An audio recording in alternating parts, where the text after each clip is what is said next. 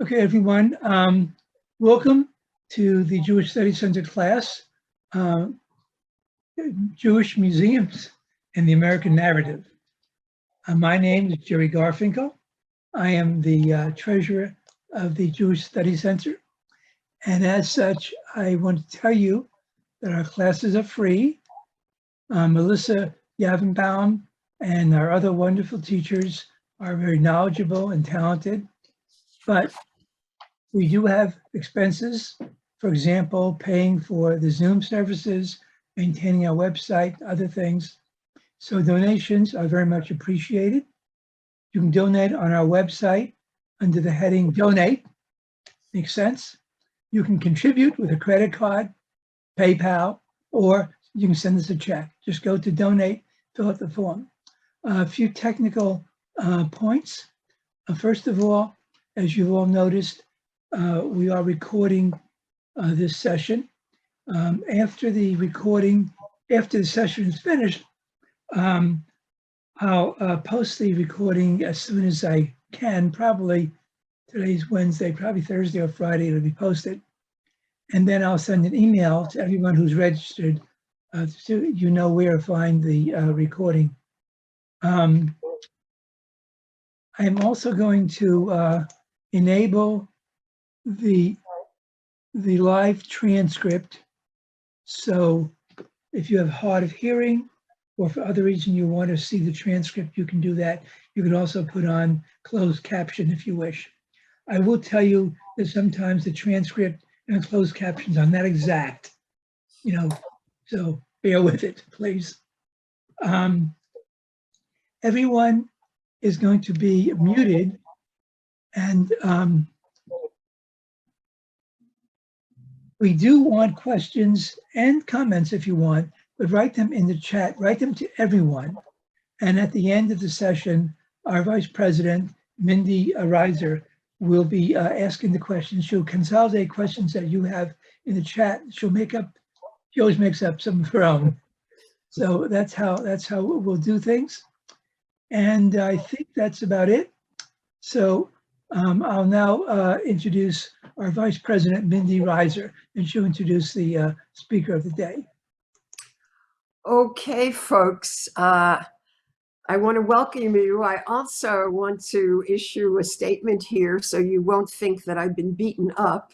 I managed to fall, and any of you medical people will know that the bruises only emerge in time, and I am getting better, and you should have seen me before. So in any event, I am delighted to be able to be with you all and to introduce our speaker. We couldn't ask for somebody more knowledgeable about the state of American Jewish museums, but the museum world altogether, because she has many contacts in that world as well. So Melissa Martens Yaverbaum is Executive Director of the Council of American Jewish Museums, and she has worked with museums for 25 years. Previously, she served as Director of Collections and Exhibitions of the Museum of Jewish Heritage, Curator of the Jewish Museum of Maryland, and Curator of the Jane Addams Hull House Museum.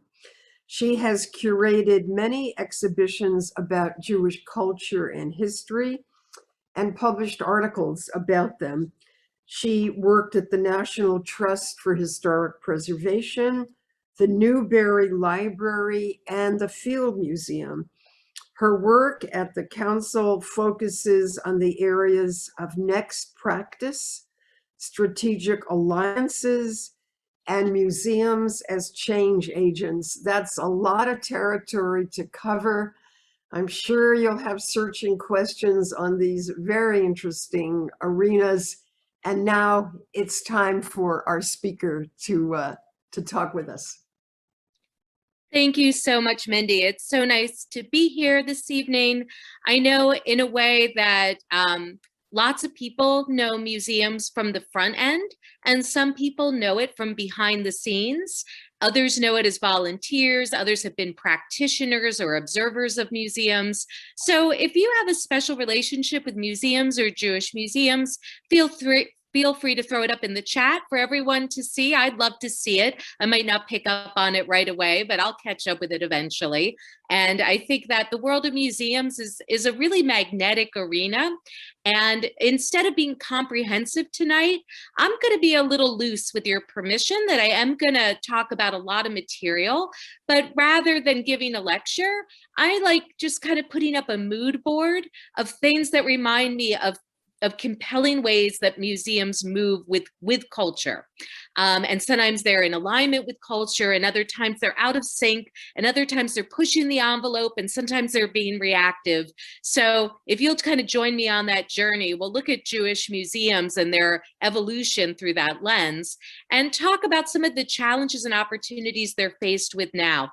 I'm talking both as somebody who works as the director of Council of American Jewish Museums and has worked in several Jewish museums in North America, but at the same time, I try to bring my personal self to it because I'm always filled with more questions than answers, and I think that keeps it interesting. So I invite you to come with your full selves and to really just be part of the class. And we're going to have lots of time for questions at the end too.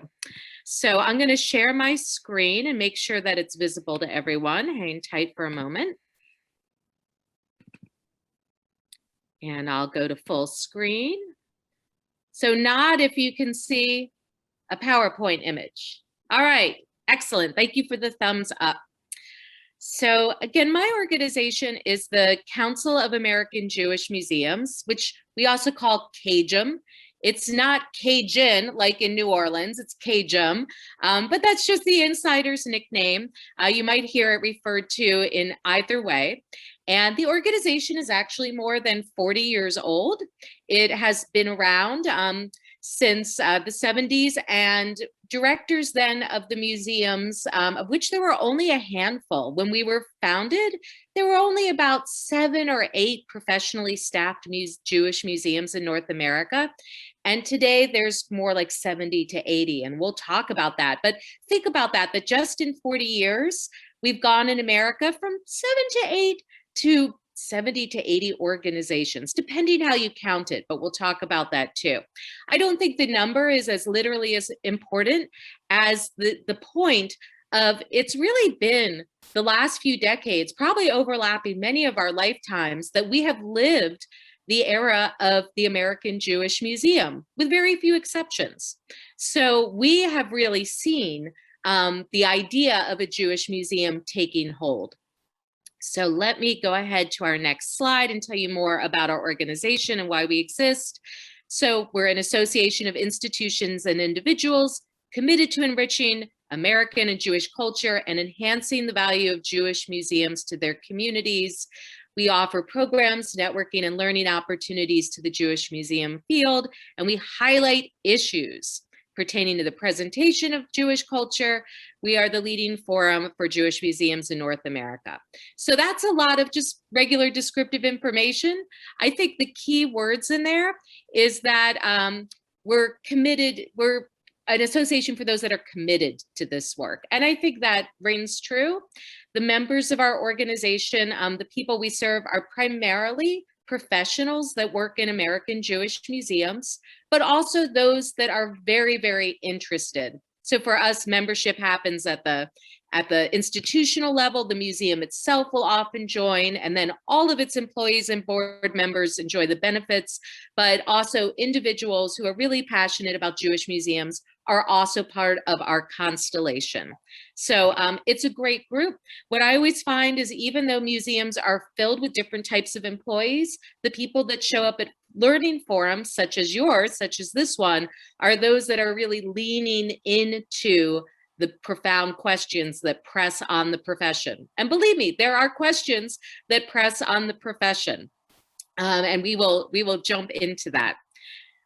If I was to stop someone on the street and say, tell me all the Jewish museums you know of, I think the average person might say the Jewish Museum, New York. They might come up with the United States Holocaust Memorial Museum in Washington, D.C.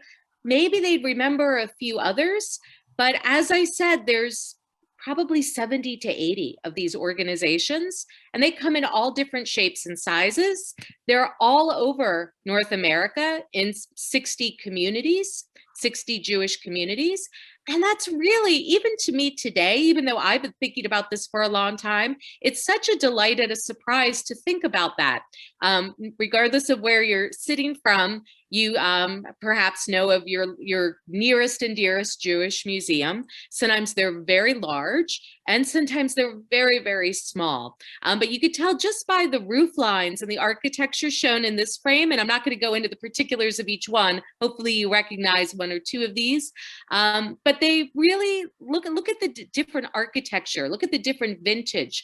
I mean, one of these is Toro Synagogue, which is the oldest synagogue in the United States, and others are extremely contemporary, more modern than those builders and those architects of those first Jewish buildings could have ever imagined.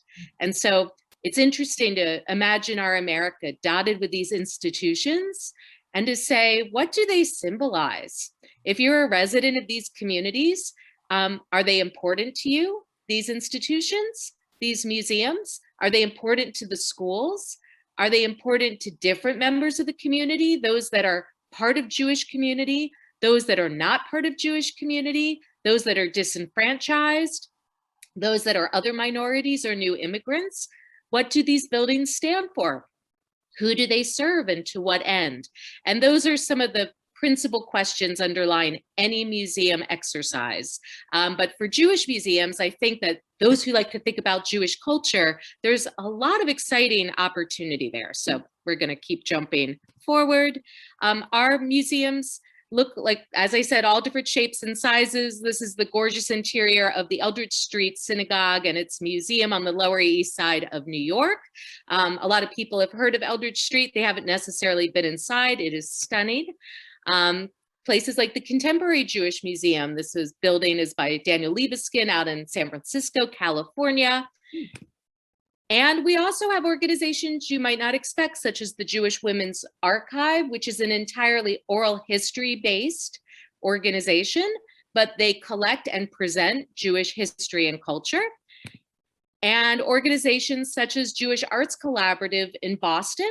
Boston does not have a signature Jewish museum. They've had many twists and turns in that drama of sorting that out.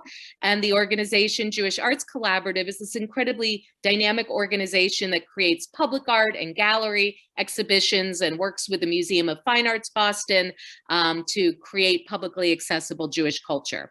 So this gives you an idea for the different textures and, well, how did all of this kind of come together? And like I said, if you imagine Jewish museums as dots on the map across North America and of course beyond, what connects them? Where do they intersect? What do they have in common?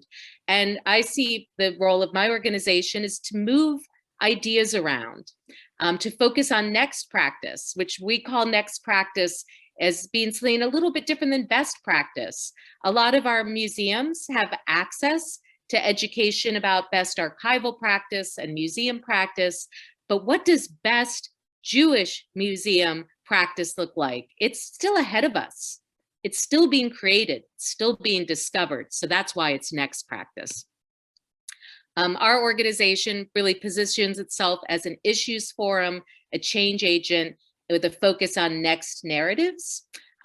We figure that if there's stories that everybody already knows, then we don't need Jewish museums to be as concerned about that. We would put up one exhibit and never change it. If it was a story everyone either knows or should know, there'd be one story, we'd put it up, it wouldn't come down. That's never the case in museums in general.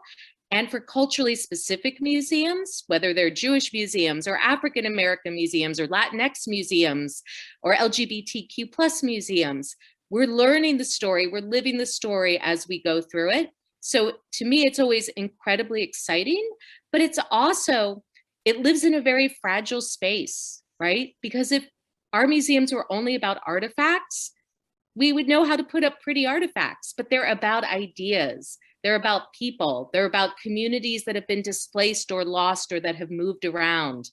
They're about who tells the story, Whose voices will we elevate? There's some really exciting and fraught questions underlying the work that we and all other culturally specific museums need to take on. My organization, as you expect, does a lot of conferences. We do a lot of talking. As you can tell, I get very excited about talking about these things, and I look for the other people to get really excited to talk about these things. So we have our conferences. They look like this. They look like this. This is Sixth and I Synagogue. Some of you who live in Washington, D.C. might know Sixth and I. This is Senator Ben Cardin when he addressed us last time we were there. Our conference is also like this, look like this. We get really casual, even if the people presenting are stars in their own realms.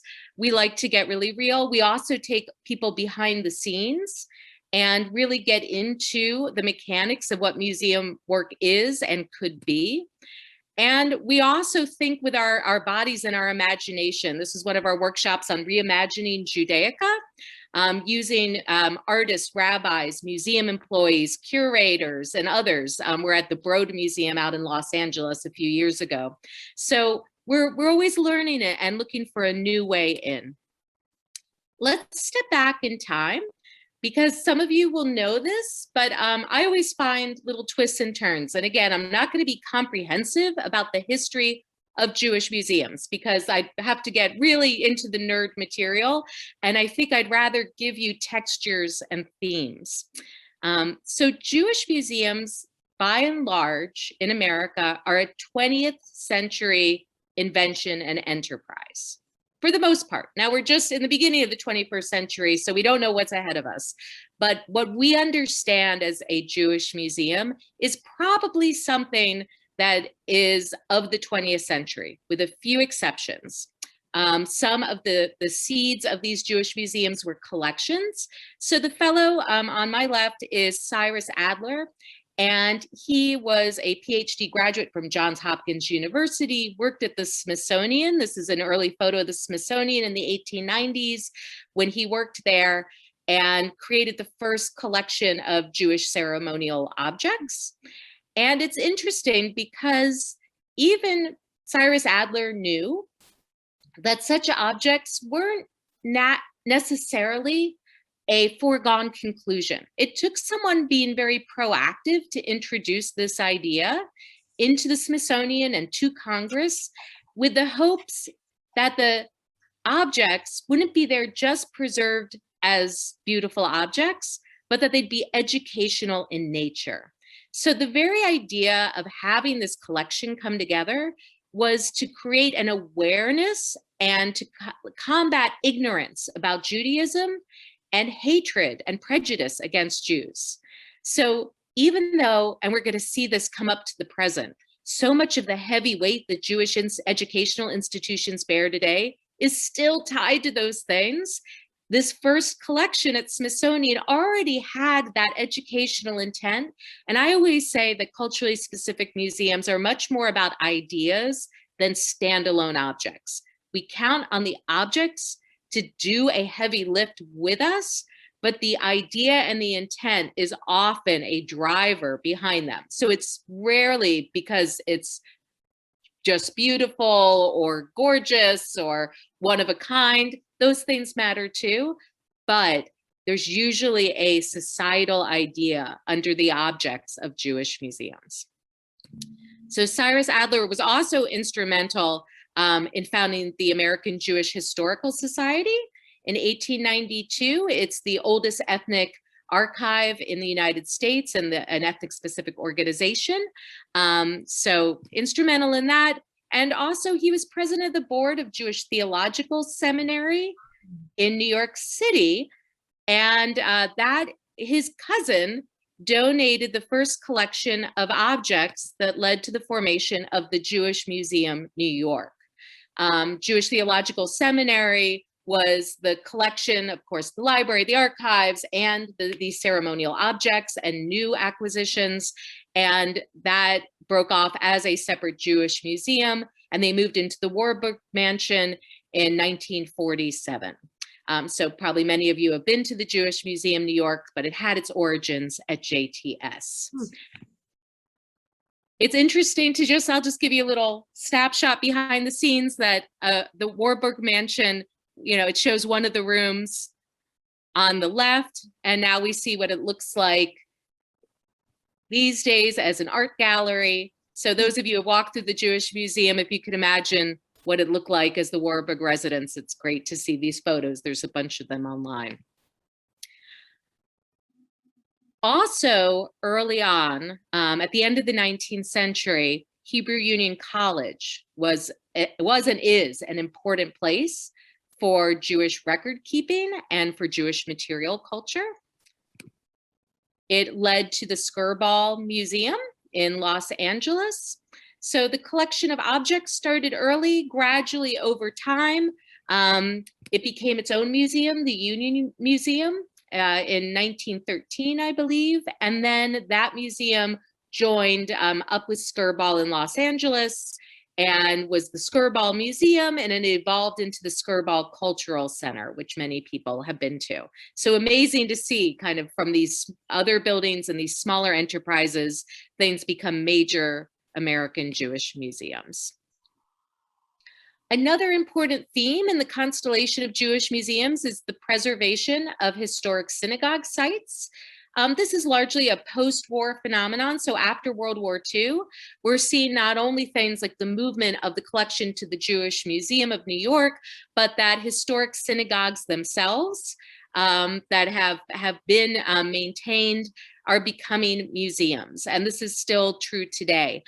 We can look at things such as the Toro Synagogue in Newport, Rhode Island, the Lloyd Street Synagogue at Jewish Museum of Maryland, the Jewish Museum of Florida, an Art Deco synagogue, and the synagogue in Jewish History Museum in Tucson. And there's another handful of others. But historic synagogue sites are definitely a certain part of the family of Jewish museums. Many of them not only interpret the synagogues, but have gallery spaces either in adjoining buildings or in more modern campus buildings that surround these sites. An example of this where you have a historic synagogue is the one in Washington, D.C. that I believe is Adas Israel, that is in the process of being expanded right now to be the Capital Jewish Museum. I'm sure many of you know of that, especially if you're in the DC metro region. And I'm very excited about this museum. It's on the one hand, we have the United States Holocaust Memorial Museum, but that doesn't tell the American story or the local story. And it's such a great team that works here at Capital Jewish Museum. And they've been thinking about this project for so long. And I think it's really going to be terrific. And we'll also talk about the shape of the profession. Other Jewish museum projects, another big phase, such as the Capital Jewish Museums, are regional specific Jewish museum types. So ones that tell the Jewish history of that region. And this is where you hear things, everything from Jewish Museum Oregon, that's on the right. We have the Museum of the Southern Jewish Experience, which just opened last year. And there's the Alaska Jewish Museum, the Maine Jewish Museum. There's a Jewish, almost any substantial Jewish community you could name, and then some. And this is interesting in its own right. And what part of the question it brings up for me is, to what extent do we hope that Jewish museums are going to recalibrate the American narrative to a place that we feel is doing service to Jews and to Americans? That if part of the reason we have culturally specific museums is to tell stories that wouldn't be told otherwise, then how do we know we've satisfied that? And even if we think we've satisfied it, maybe what have we missed? So it's always an exercise in motion. It's always happening. So this is the National Museum of American Jewish History in Philadelphia, now renamed the Weitzman. And this museum has had a fascinating journey, again, starting alongside a synagogue across the street in the area near the Constitution and the Liberty Bell. And they built and they opened in 2008. And it's a very large museum. And again, it kind of, I think of Cyrus Adler, who was there at the Smithsonian in the 1880s, 1890s, making the case for why we had to collect American Jewish materials and ceremonials. And that it wasn't until very recently that we had a National Museum of American Jewish History. And so, and also I think they're not located on the National Mall in Washington. They're an affiliate of the Smithsonian. So to what extent are they part of mainstream culture? To what extent are they still a little disenfranchised? Do 21st century Jewish audiences and non-Jewish audiences feel that this is a magnetic story that they're attracted to, that needs to be told? So I think, like, looking at this from 19th century, 20th century, 21st century, the questions keep looping around. It's very, very interesting. Of course, another big part of the family of Jewish museums are Holocaust museums. And I know that I remember the first time I was a grad student in Washington, D.C. at George Washington University in the early 1990s. It was a major event for me to go to the USHMM. And it really ushered in a new wave, not only of saying that we're going to have America that's going to be one of the leading museums of the Holocaust, and the collection of record of the evidence of the Holocaust will be here in America next to our national landmarks. And to also see how the interpretation on the inside from the original, where you'd get the picture of the person from World War II, and the Ralph Applebaum design on the inside, the idea of activating personal voices, which was also a technique that Museum of Jewish Heritage in New York City relies very heavily upon, really elevating the voices of survivors and knowing how important experiences are, not only for Jewish history, but for American history. That the stories of survivors are something that, that we took the opportunity to create institutions around. And sometimes we built the museum and recorded the stories, not knowing even what would come next. And I think one of the things we're seeing is, beyond expectations, there's so many new Holocaust Museum projects. This is a Museum of Jewish Heritage in New York City, 1990s.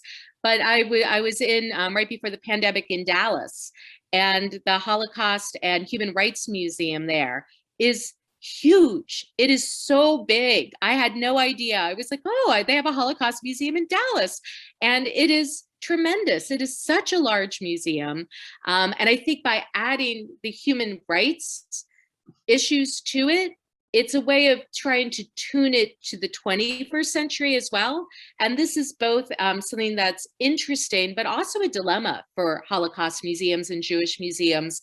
To what extent is the Holocaust the historical event that can only be described in terms of the Jewish experience of the Holocaust and the Shoah? Or to what extent are we going to extend the lessons from the Holocaust, if we even can claim we know the lessons of the Holocaust, into other directions? And I think the answer is yes and no, and it's so complicated and it depends, right? But we've seen a lot of critique and pushback of Holocaust museums of, you know, bullying in the schoolyard is not the same thing as the Holocaust, so you can't equate the same thing. But how do we talk to school groups and young people about that history? So I think that's still a lesson we're navigating. One debate that came out last year is that a Holocaust museum in Florida opened an exhibitions of photographs of reactions to the George Floyd murder and trial. And so that was seen, and they got a lot of pushback as maybe not being a fit for a Holocaust museum. But then there were a lot of defenders that said, yep, we have to talk about contemporary American problems in the context of the Holocaust museums. So that's one of the places I put that out there. I remain agnostic about it. I didn't see the exhibit, but I think it really kicks up as we move Jewish museums forward into the 21st century. I think it's uncharted terrain because, as I said, Jewish museums that we know are largely a product of the 20th century. And a lot of that is very understandable to me. We had the arrival and comprehension of the Jewish immigration narrative. We have several decades past the Holocaust, the creation of Holocaust studies programs, museum study programs, Jewish study programs. And many people who were several generations into America were now interested to give back to their communities, and through volunteerism or donation, create these museums, or at least placeholders for Jewish culture to have a stage. As we move into the 21st century, I think the role of Jewish narrative is going to be a lot more complicated, but there's also so much more to gain. So this brings us back to the Council of American Jewish Museums, that I think when people first hear about, well, what is this association and what does it do? You know, does it just do show and tell presentations at conferences of Jewish museums? I think that might have partly been true at first when the organization was created 40 years ago. It was about sharing and updating and sharing materials and meeting people. But now we really realize that there are pressing forces on the Jewish museums.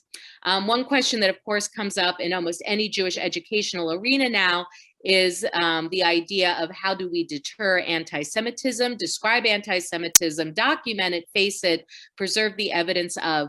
So we have been doing programs over the last few years since the shooting at Tree of Life Synagogue about reconsidering anti-Semitism, because it's so much in the forefront of the educational programs that we want to make sure the fluency and the expertise is up to date. And that we think about what this means for the impact and shape of our museums. We feature voices such as Dipper Lipstadt and Eric Ward in our programs. We always try to get tremendous speakers, but ultimately it's about how it translates out to the gallery. This is one of my colleagues when he worked at Jewish Museum at Tucson. He's now the director of Jewish Museum of Maryland in Baltimore, for those of you that live near the Maryland line, doing really terrific programs, exhibitions, really innovative new practice. And here he is talking to lots of people, some of them new immigrants in Tucson, about the Holocaust and anti-Semitism.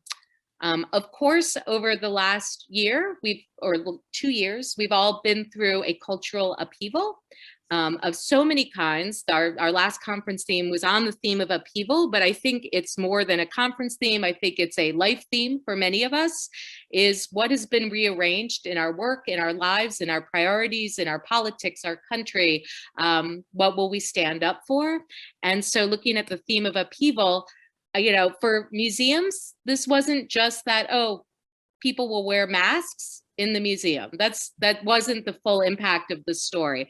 I hope that's where we land, but so many things had to be reimagined around museums.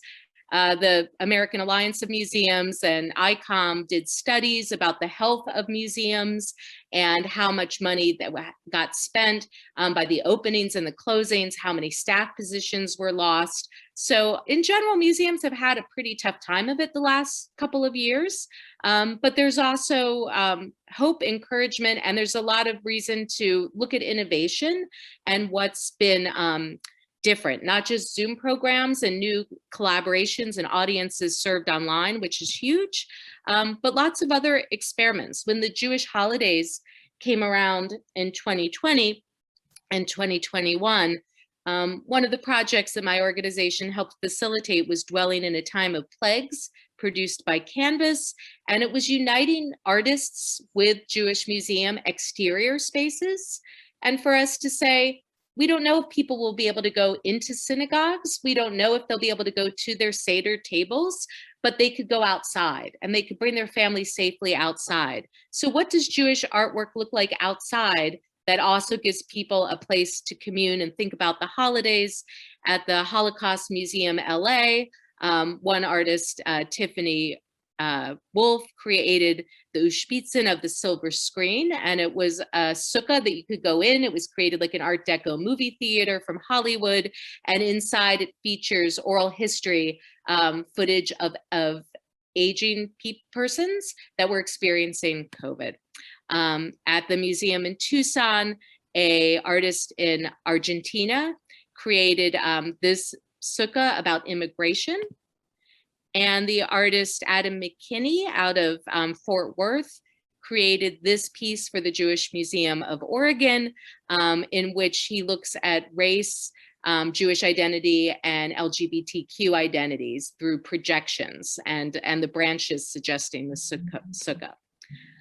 Museums also, since the pandemic began, have become rallying points. And they're, as we talked about at the beginning of this, they're symbolic on the landscape. Even if on the days we're not going into the museums, they mean something in our communities. I was living in Crown Heights, Brooklyn at the beginning of the pandemic. This is the Brooklyn Museum, and it became a rallying point for the political movements of our times and to the reaction to the murder of George Floyd. And so this shows how protesters naturally came to the museum, not to protest the museum, but to use it as a symbolic rallying point. And when we think about the magnetism and popularities of museums such as the National Museum of African American History and Culture in Washington, and also the Equal Justice Initiative in the South, it shows how the African American narrative has become so powerful and magnetic. On the opening day of the museum in Washington, I believe 60% of the people that attended on opening day had never attended a museum before in their lives. And they were willing to come. They were willing to travel across the country. They were willing to wait in line. They were willing to get tickets months in advance because they had to see this museum. And my question for Jewish museums is, what is our story we have to tell where people have to see it? They have to hear it, and they want to know it. They want to see it. So these are some of the questions I have. Another way we've innovated during the pandemic is to use online platforms, not only for programs, but for collecting. In a time where you couldn't visit people in their living rooms and hear their stories and collect their artifacts, we were collecting, along with all of these institutions, the Jewish American experience of the pandemic. When all is said and done, what record will we leave behind of these times? They're incredibly dramatic times historically. And I think we don't want to take for granted that others will tell our story of the Jewish American experience. So we've been working with 18 organizations to do safe online recordings of how they have experienced these times. I'm going to show you a little sample of this recording. If it gets a little long, I'll pause it, but just to give you an idea, this is Rabbi Danielle Eskow in Boston, Massachusetts. And when vaccines were not available to almost anyone except for medical professionals, she had an effort in her community to bring Holocaust survivors to be some of the first to be vaccinated in her community. And we'll just hear from her for a couple minutes. But in terms of, relationship wise and community wise, it's been very isolating to have to be home. And so that kind of got me thinking, along with my sister, who's a physician, about, how can we help communities that are in need of getting this vaccination that are having a difficult time. And part of what I felt so blessed about was the fact that I was in phase 1 in Massachusetts, being a clergy person working with the elderly. My sister as a physician was phase 1. And we were talking about how difficult it must be, given that it's so hard to get appointments and it's all virtual for the elderly to do this. And so she had said to me, why don't we, contact some of the organizations that me, Danny, are involved with survivors, and try to see if we can set up something for them or help drive them to appointments. And so I reached out to the physician who administered my vaccine, this really nice Jewish doctor here in Brookline. And I said, would you be open to setting up a chunk of slots for survivors? And we'll handle everything. And he said, that's great. Whatever you guys want to do, I have the vaccines, we'll set it up. And so we actually ended up setting up the clinic at our synagogue, Congregation Kehilat Israel in Brookline. It's very accessible for all abilities.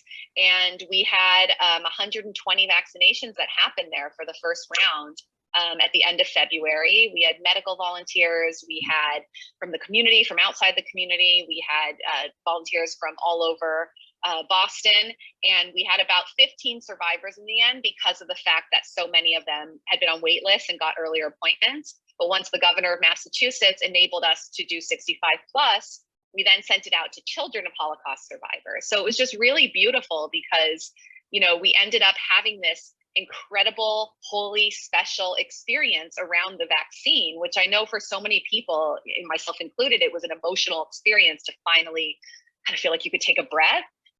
But for survivors to be able to do it in a way that was special for them, it was focused on them, There were people sitting around, in a socially distant way, asking them questions and hearing their stories.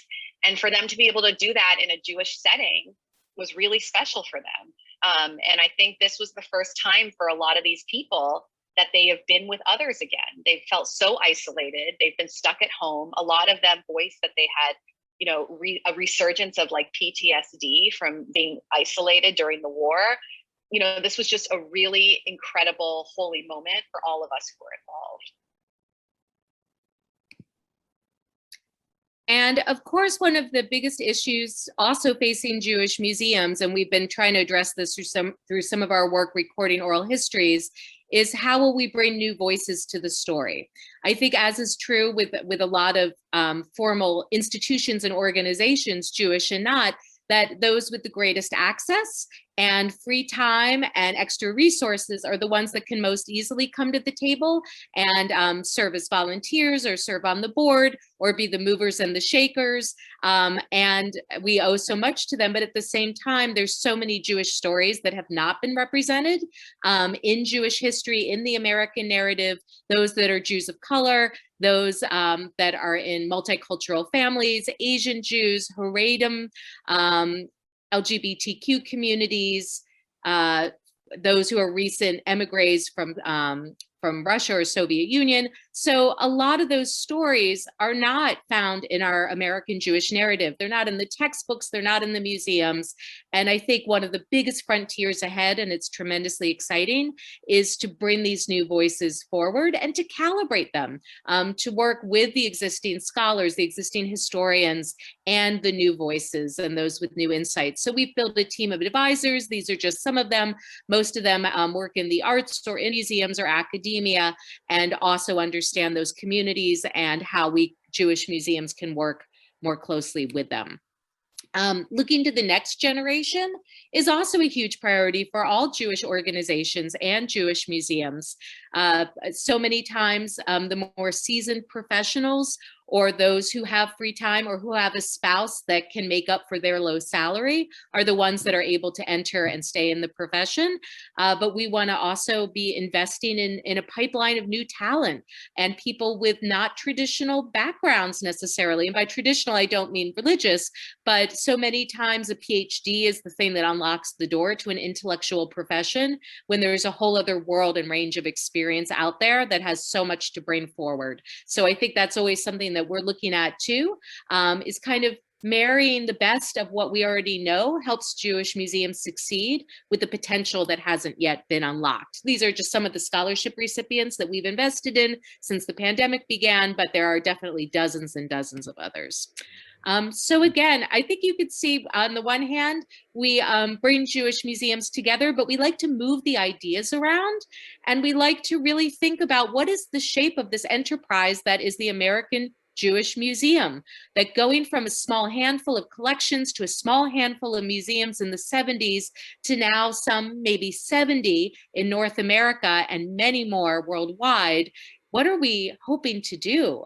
What story must be told? So I'll just throw these out and you could consider them discussion points. That some of the possibilities that I see for the field and for Jewish is a reimagined purpose, not only to collect the past, but to think about the present and the future, to think about new talent streams and new structures for Jewish museums, to think about new revenue models. Because the existing nonprofit structure, even if we stay as nonprofits, is earned income to gifts and grants is a tricky formula to keep managing the digital frontier of everything that's possible, the repurposing of indoor and outdoor spaces for maximum effect. How do we get better one-to-one delivery of meaning and content and emotion from museum to person, whether it's on an intimate scale or a broad scale? How do we make the most dynamic and meaningful nature of museum experience? How can we be the best Jewish institutions we can be at the same time? And how do we re-examine our role in navigating tough issues such as anti-Semitism, racial injustice, the environment, and beyond? So with that, I am going to stop my screen share. I'm going to look for some of your comments in the chat if they pop up. And Mindy, I'm going to open up the floor so that way you could let me know what we might want to talk about. All right. Well, this was absolutely phenomenal. There is so much richness, and I'm going to encourage you to share your thoughts and questions on the chat. But as we wait for your comments to emerge, let me throw out a couple of mine. What you haven't touched on, Melissa, is the role of Israel in the Jewish Museum in America, how it's been addressed, how the narrative has been captured, what some of the issues are that are presented. That's one question. How the modern Orthodox community views the American Jewish Museum, what kind of involvement they may have had on the boards of directors and in influencing programs that develop. And my last question would be the role of Hebrew day schools or Jewish day schools vis-a-vis the museum, what kind of collaborations there might be. So you can start with any of the questions that capture your interest. Yeah, so great questions. I'm not sure I remembered all of them, but I'll start off. So Israel, of course, is a difficult topic to present in any Jewish educational forum, I think. I think for Jewish museums, at least from my vantage point, I can't speak for all of them.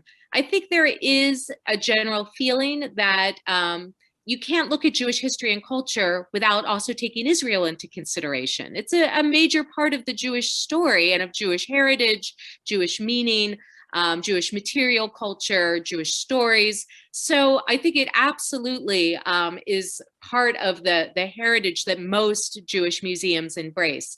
And so I think what I've really become very comfortable in recognizing is that Jewish museums and their professionals are often tasked to take on topics, research, publications, exhibitions, educational curricula that go in so many directions. So sometimes these low-paid professionals are being asked to be experts on contemporary art and anti-Semitism and racism and Jewish American history and world Jewish history and Israel and the Holocaust, and right? So there's so much fluency that is expected that to not give people the opportunity to learn about Israel is a big mistake. And I think that some of our museums that are under-resourced don't have adequate opportunity to invest in the professionals, getting to know other professional voices and experiencing Israel. So we try to offer every few years, when it's safe to travel, a fellowship program to Israel, a scholarship program for those that demonstrate their commitment to the profession, so that way we could send them to meet with some of the best curators and directors and voices in Israel. Because I think it's just cultural engagement that we have to allow for, that it really is an investment. In terms of contemporary culture is always more difficult to navigate. I mean, I think even navigating my own regional political culture is difficult right now, let alone, you know, whether it's about masks or vaccinations or who's going to be the next mayor or whatever, that alone is hard enough, that trying to think there's an easy way to address all the contemporary issues with America and Israel is a difficult agenda to live up to. I do think there's more we could add. I think, you know, if you Google around online, you'll see there have definitely been issues with leadership at museums, Jewish and otherwise, where there have been dismissals or people quitting over issues flaring up around Israel. So I won't go into all of that, but you can Google and you'll see it's, and it's not just Jewish museums. We also heard a scenario, I think last year, where protesters were outside MoMA because they were protesting that some of the board members of MoMA in New York City also donate to Israel. And so people were protesting at MoMA. So I think that there's a big ripple effect there, but I think museums need to stay true to historical integrity and the roots of culture. Contemporary is always harder. So that's my take on that. Yeah, let me make sure that some of our participants get their questions asked. Tom Barth asks, does the council establish new museums? Does it help any get started? That's not specifically something we do, but what we do is that we try to extend every courtesy for professionals or volunteers at new projects to make sure they have maximum access to our network and to our programs. So even if we discount a membership or give a scholarship to one of our conferences or something, we try to open up the intellectual resources we have available to us to new projects. And we also try to, if we see something special going on, we try to remember that and create good partnerships and alliances and shine the spotlight when it makes sense. So fiscally, we can't do that much, but I think we have the respect and attention of a lot of great colleagues. And so we're happy to be generous with that. Now, Len Schreibstein, if I'm pronouncing this correctly, has a very interesting question. And he's wondering if there are situations with too many Jewish museums popping up and whether they are too close to each other. And I guess he's intimating that they are competing for attendees and whether this has been raised as a problem by anyone.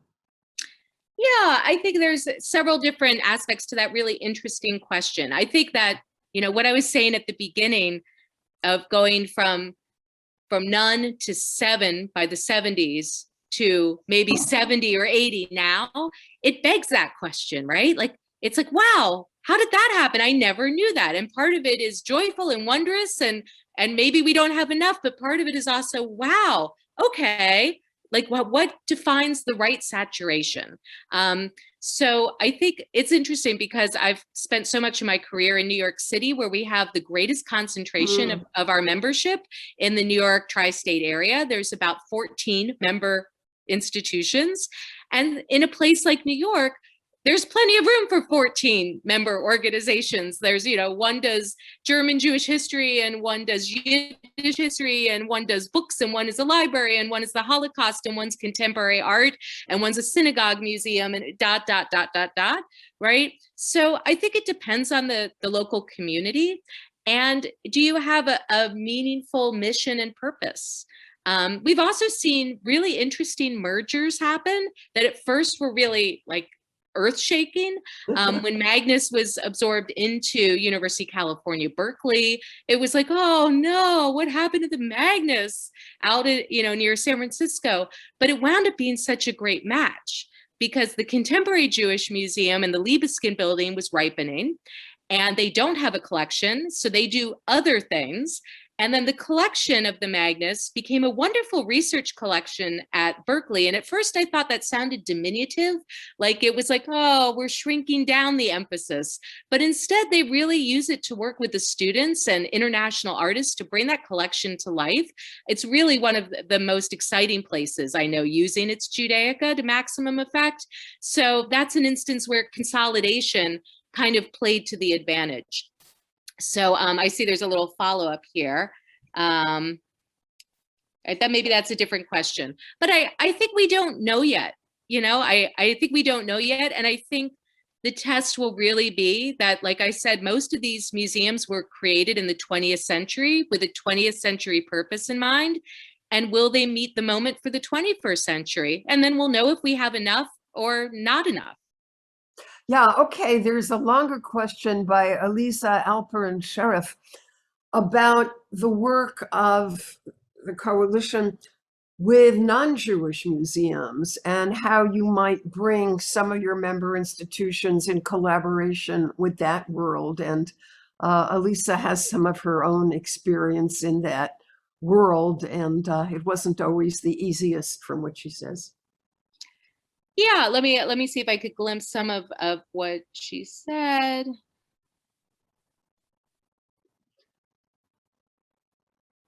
Yeah, I'm not sure we've actually addressed that particular issue, but we do work with a lot of non-Jewish museums, even not as our members, but our programs lean heavily towards outside voices. So it's a nice mix of insider voices, people that have worked with Jewish museums at some point, and a lot of people that have not. Because I think a lot of people who are adjacent to Jewish museums actually have the most light to shine, because they know just enough to know and to understand what Jewish museums are juggling, but they're also coming to it from a different angle, whether they're academics or Jewish Federation professionals or philanthropists, or those working in the African American museums or the Latinx museums or Asian American museums, etc. So we often tune into those voices and opportunities. And I think that actually coordinating more together can be incredibly exciting. We also have worked with the collections at the Library of Congress, the Smithsonian. So yeah, we do definitely go in all directions. I'm sorry, I can't shed light for Eliza on the particulars of her situation, but we definitely are spending a lot of time looking out as well as in. Yeah, let me ask a bit again about the Jewish constituencies and their involvement, such as students in Hebrew day schools. Some are Orthodox, some are perhaps Reform, involvement with synagogues. What kind of partnerships are emerging from these different segments of the Jewish community? I think, a lot of it depends on the particular museum and what it has to offer to these communities. One of the things, and I would say it's a stretch to take what I'm about to say too literally, but one of the forces that Jewish museums consider is that organizations that are already organized Jewishly are usually organized around something common, whether it's denomination, right? They're conservative, or they're a day school, or they're a Jewish camp, or they do tikkun olam, or blah, blah, blah. And so if they already have a particular thread that they're emphasizing in Jewish life, then a Jewish museum might not be able to drill down more specifically into something a Jewish organization is already really good at, because they've already picked something they want to be more particular about. In a way, Jewish museums hold up a lot of incredibly specific ideas and moments from history and concrete examples, but they are also weaving together a larger narrative that tries to welcome the general public. So I think a lot of Jewish organizations that are seeking a particular brand of Jewish experience may or may not feel they can find that at a Jewish museum, because the overall story might be too broad. So it's this really interesting equation and juggling act that, on the one hand, a lot of people that do come to Jewish museums are often school groups that this might be their first encounter with Jewish culture, tourists, right, where this is, again, maybe they're seeking out something about that local region for the first time, and also people that maybe lived the particular story of the exhibit firsthand, or their parents did. So now you have audiences that it might be their first encounter with Jewish culture. And you have audiences that maybe lived it personally, or their parents did, and their particular knowledge and passion runs so deep. So this notion of depth and variety is really tricky for culturally specific museums. And as I was talking about, as we move towards a more inclusive Jewish story and Jewish stories, that's going to be very disruptive to the narratives we become accustomed to. Much more Ashkenazic driven and immigration driven and Holocaust driven. As we allow for new stories, it's going to get harder, but it's going to get better. And again, that talks to who is being recruited to work with American Jewish museums. What about folks whose origin was in Russia, or in Ethiopia, or in Syria? And how are these stories being woven? And I went to Yeshiva of Flatbush High School, which now has a fairly large constituency of people from the Syrian Jewish community. And how are their tales being told? I certainly don't know their stories. Say a bit, we're coming closer to the end here. And again, if people have questions, please put them in the chat. Recruitment of people to the profession. How is this going? How are people learning about this as a career option? Yeah, I think one of the things that I could kind of peel back the curtain and say behind the scenes is that so many people that wind up sticking with Jewish museum work and become prolific authors within it, either as educators or curators or directors, are often unicorns. Like, you can't make this up. Some of them will have a few ingredients on their resume that clearly shows a lineage of, oh, they got a Jewish studies degree, and then they got their PhD in Holocaust studies, and then they, right? But usually it doesn't work out that way. So, the resumes of some of the most prolific people in the profession who feel so strongly about it, you can't make it up. People come from all different interests into this profession. And so much of it, I think, as I was talking about, is that nonprofit culture in America, a lot of it is driven by volunteerism. And that's certainly true of the museum profession at large, that so many museums were created by community volunteers. So many Jewish museums started in synagogues, or with the Hadassah group, or with the gift shop of the synagogue, or the display cases for the holidays. So that tradition of volunteerism is both a wonderful thing, because the museums were often born from community members, and they were created with models of volunteer sustainability, that as long as people were willing to volunteer, the museum could keep its door open. But it also depressed the salaries to make them very low. And it also meant there was no clear pipeline or retention strategy, because it's kind of a free will profession where people come and they go, and they have all different backgrounds, etc. And I don't think necessarily that we want to make it more regimented, but I think we want to find new ways to honor new talent and new voices. And that's a complicated equation that we probably don't have time for. But I encourage us to think about talent with different definitions. Are there new constituencies that are starting museums? You talked about the museum in Dallas. I'm thinking that maybe the coalition could offer tours of museums over the summer, go to see 7 or 8 with intelligent guidance and background history. I think you could really get people to come and see the country as well.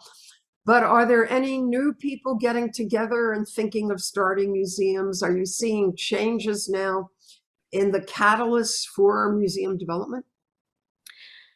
Yeah, I think there's always people getting together thinking about starting museums. I mean, America alone is a place with thousands and thousands and thousands of museums. And it speaks to the American enterprise and the spirit, right? Not only of volunteerism, but a community involvement, that everybody's history is important, and that's becoming more important.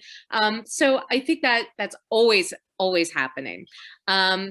But in terms of like where is the momentum around the shape of the profession, like I said, Holocaust centers and Holocaust museums, I think it's a surprise. I don't think we would have necessarily guessed that so many new major Holocaust museums would come after the 1990s, after the USHMM, the Los Angeles Museum of the Holocaust, the Museum of Jewish Heritage, New York, and Skokie in Illinois. That then now we have Dallas, we have Houston, we have Orlando, Florida, St. Louis, et cetera. Kansas train station recently hosted the Auschwitz exhibit that came over from Europe and was sold out. It was a blockbuster. So I think that there's, certain trends. And I think that, I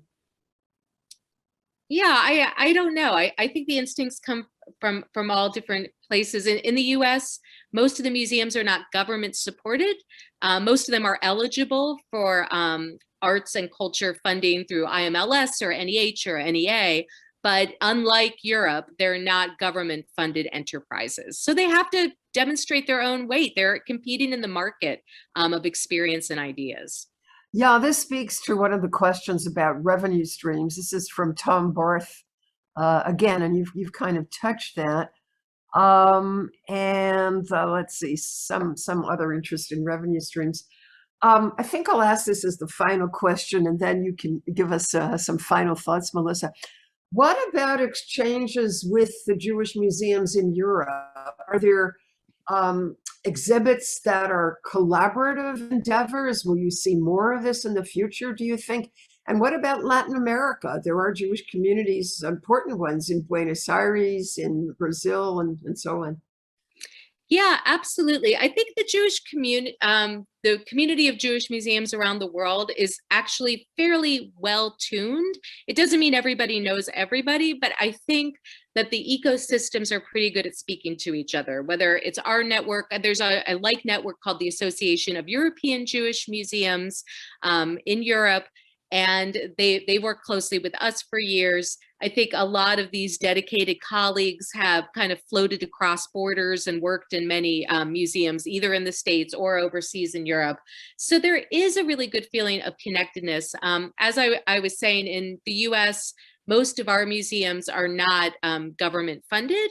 That's different. In Europe, more of them are. And so there's a different equation and a different scale operating.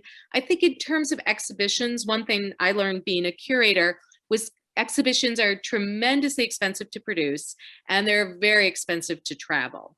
It's shocking. And I've seen the budgets, I've seen the line by line, I've done the arguing, I've done the haggling.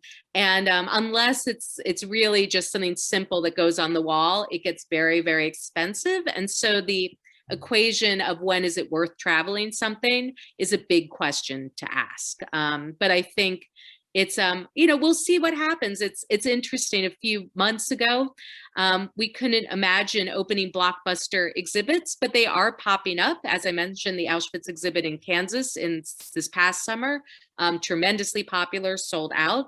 And I think there's a real hunger there, even though we're used to being at home and being able to access so much content from our computer. I think there's also a tremendous excitement and hunger that people are getting ready to go back to museums. And I hope we're actually going to see a really exciting renaissance of that. Okay, what I'd like you to share with our audience is more about how they can get involved with the council. There are probably not institutions on this call, but you never know. But there are individuals. So say a word about how they could express their interest and support. Yeah, absolutely. So anyone who's really, really interested in Jewish museums might want to get to know more about us and our programs. So I'm going to pop into the chat our link about membership. Let me see if it pastes. Oh, sometimes it's picky. Okay, I'm going to type it in. Here it comes. So hopefully that will take you right over. Anyone could go ahead and join CAJM at the individual level. It's $75 a year. And it gives you lots of nice communications and access to our offerings. I'll also say that, if anyone wants to help support us, that's always tremendous to us. We operate on a very, very small, teeny tiny budget. And so every little bit goes a long way. I'll also put that up in the chat. But most of all, I hope that that a lot of the folks here, by hearing about the exercise of Jewish museums, I hope I've communicated that Jewish museums are not something that's static. That they're really experiments in motion, that they're really tuned to communities, that they're really in a zone of both pressure and opportunity. So I just hope that I've shed some light on what it takes to create Jewish museums and where they could go. So I hope you're all excited by it. This has been marvelous, Melissa, and I am sure that people will now be finding Jewish museums where they never dreamed they existed. So thank you so much. And let me turn to Jerry, who may have some closing remarks, and I hope we'll have a chance to talk again, Melissa. I want to start by thanking you, Melissa. I mean, the title of the class was Jewish Museums, American Narrative, and you gave a great narrative what Jewish museums in America are like. So I'm very impressed. And the information you put on the chat, I will put into the recording and maybe into the email. The recording will be available probably not tomorrow, but either Friday or Sunday. Or Sunday, sometime next few days. A lot of stuff going on. I also want to thank Mindy. your questions were amazing, and they were, very, very useful. I'm always amazed how you come up with those questions. Now, this is a one-time class. So in the next 8 days, we have 4 classes in our study center. Tomorrow we have the 3rd session of the Perkei Avot, Pathways to Life. And on Sunday, we have a class on roots, building trust between Palestinians and Israelis, with basically presented by an Orthodox rabbi who lives in the West Bank. He's a settler, and a Palestinian, and they're trying to build trust, starting with religious Jews and religious non-Jews. It's a very amazing thing. Then Wednesday, which is a week from today, we have a class on the Jewish roots of Mike Nichols' film, The Graduate. And when I saw the film, it seemed sort of Jewish to me, even though nothing Jewish was mentioned. And there'll be various discussions about that. Then a week from tomorrow is the last, the 4th session of the Perkei Avot. And that's the 4 classes. But then a week after that, on Thursday, after all these Perkei Avot classes, we're going to have another series of 4 classes on the Mishnah Berachot, how our ancestors discussed the meaning of prayer for Jews. Be very interesting. And then on Wednesday, the 9th of March, we're going to have our famous annual Latka Hamantash debate. It's not even on the website yet. I'll put it on in a couple of days. We're still recruiting the debaters, and the moderator is a great moderator who's actually on this call, Howard Mortman. So thank you, Howard. And so I hope to see a lot of you in the next week or two. And again, thank you, Melissa, for a very amazing presentation.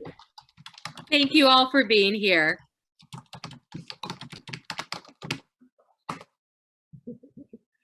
Okay. Laila Tov. Good night to everyone.